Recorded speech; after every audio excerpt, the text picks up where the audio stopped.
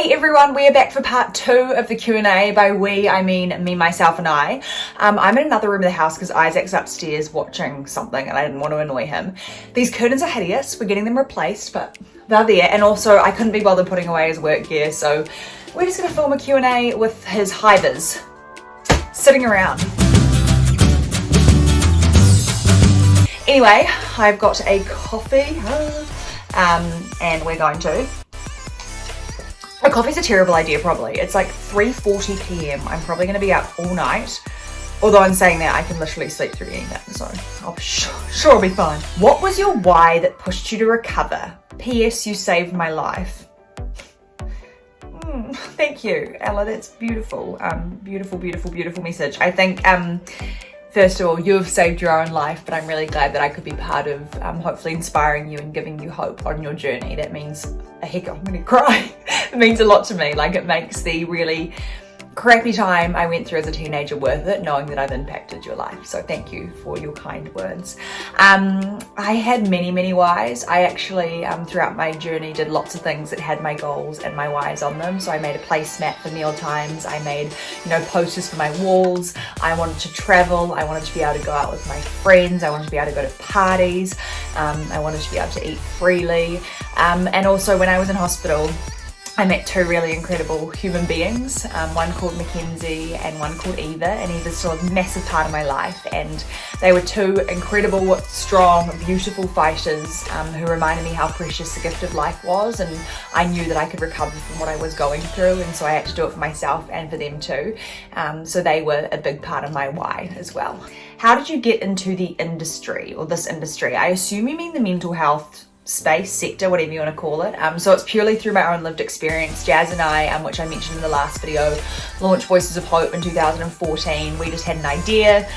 We wanted to do something about it. We wanted to create something that we wish we'd had, and so we pulled on all the resources we had close to us. We started really small, interviewing our friends, using kind of our talents. It makes us sound so amazing. But no, like what we were good at in terms of filming content and interviewing people. And it just became really needed, and we realized that pretty quickly because people were watching our videos, they were getting in touch, and so yeah, it really just came from a place of passion and filling a gap that we believed needed to be filled. And now I do it every single day and I absolutely love it. How do you keep your routine the same without messing it up? Well, this is a big thing. I think the big thing about routine, I'm someone that loves routine and structure. Like, I like knowing what I'm doing, and usually the night before I'll be like, oh, what have I got on tomorrow? It helps me.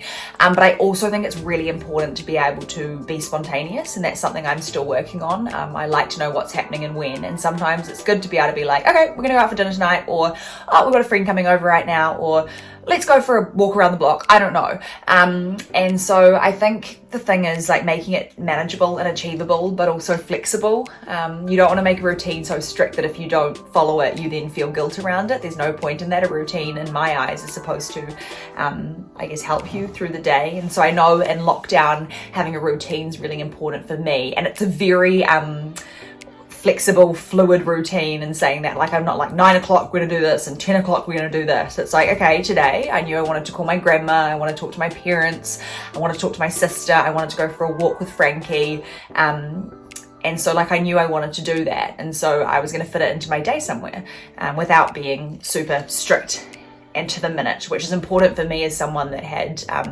really kind of obsessive thoughts and behaviors. I need to, I don't want to say be careful, but I'm still wary of making things very structured and strict to the point that I feel like I have to do them. How's life? Life's good at the moment. As I keep saying on my lives and stuff, like I feel, coffee break, I feel so lucky to be in such a safe, warm, supportive, loving household through lockdown, because I know that's not the case for everyone. But life's really good. I'm feeling really positive, inspired, determined. I'm really excited to use this time in lockdown to focus on some things that have been or have had to take a bit of a backseat just because there's been so much going on. So yeah, no, I'm feeling, it's gonna sound top of the world, that's probably not the right thing. And in saying that, I was so bored yesterday, I didn't know what to do with myself. So yeah, I had my moments, but overall I'm pretty good. How do you remind yourself how far you've come? I think a big thing for me is I call them wow moments. And Millie, who I run support groups with, we talk about this a lot. So you'll be doing something and you'll be like, wow, I didn't used to be able to do that. Or like, wow, that's cool. So for instance, I don't know, pulling up at a gas station and going and getting a sandwich from the gas station, or, you know, saying yes to a spontaneous adventure with friends. Like, it's those moments where I'm like, wow, I've come really far. So that's a big part of it. And also hearing stories from family and friends, and just getting to a point where I'm living life, because I know for so long I wasn't living, I was merely just surviving and existing. And so that's a big part of it too. So it's not necessarily like going and looking at photos and all that sort of stuff. I don't do that, because I think the biggest transformation has been the mind. Are you an introvert, an extrovert, or an ambivert? I've never heard of ambivert. Is that when you're in the middle? I would say I'm an extrovert, and saying that though, I'm becoming more and more and more comfortable and happy and excited and like just, yeah, with my own company. And so like, I feel like I'm either an extroverted introvert or an introverted extrovert. That's probably more of it. So yeah, I don't really know. I'm a big people person, and I'm also just loving my own time at the moment. How do you cope with low moods? Thank you for inspiring people every day. Thank you. So I think for me, some of the time it's just about feeling the feels, letting myself feel them. If I'm feeling low, allowing that, but then also making sure that I use the tools and the people around me to support me through those moments. So that might be calling a friend, it might be calling my mum, my sister, my dad, talking to Isaac, take my dog for a walk. So I think, yeah, a big part of it is allowing myself to feel these things. I think it's good to cry sometimes, but making sure that I'm using, you know, the tools in my wellness toolbox, things such as breathing and gratitude and fresh air as little kind of motivators to switch that up. How did you get over others around you eating less or triggering things people did? So we talk about this a lot in my group as well, but I think the big thing is like, just stop comparing yourself to people. And I know that seems so much easier than it actually is, but I want to explain to you, like, everyone has different needs and requirements. No one requires the same amount of food or the same exercise. And I think when you're comparing yourself to someone else, you're only doing harm to yourself. I think it's really important, as Millie says, to stay in your lane, focus on what you're doing, what you can do. And also remember that you're in recovery. The people around you might not be. And you never really get the full picture. You know, you might see someone eating lunch and being like, oh, they only had that, but you don't know what they're eating for the rest of the day. So I think it comes down to just focusing on yourself and, yeah, trying to just like, put your blinkers on or not focus on the people around you. I think that's a really, really important part of it. And in terms of things that are triggering, if it's something like a situation in your family, you know, you could always address it and be like, hey, I find it really hard when you do this. Yeah, I think little things like that can make a big difference. But I think the biggest thing is just trying not to compare yourself to other people, remembering that you are on your own journey and only you can recover for you. Would you come to Australia when it's safe? Yes. One of my best friends lives in Sydney and I've got family over in Australia, so I 100% want to get there as soon as I can.